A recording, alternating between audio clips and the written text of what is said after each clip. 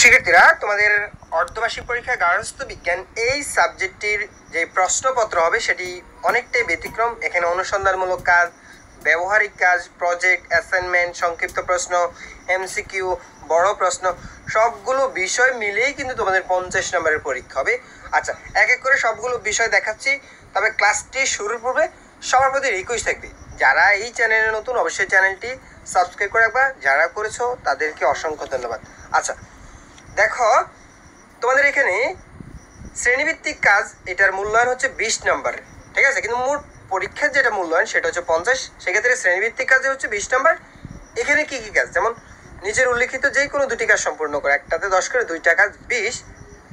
কিন্তু প্রশ্ন থাকবে এখানে 3টা। তোমরা এখানে দেখতে পাচ্ছ এখানে 3টা প্রশ্ন থেকে তুমি যেই কোনো দুইটা দিবে, এটাতে 20 নম্বর।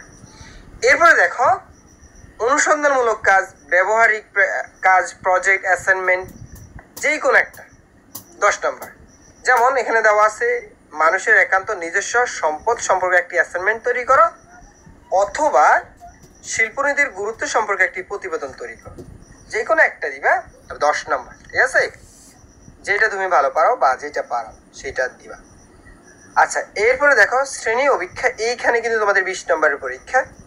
এই জায়গাতে দেখো সঠিক উত্তর লিখতে হবে, উত্তরপত্রে 5টা লিখতে হবে 5 নাম্বারের জন্য, অর্থাৎ এমসিকিউ আসবে তোমাদের 5টা, এই 5টা তোমরা লিখবা, ঠিক আছে।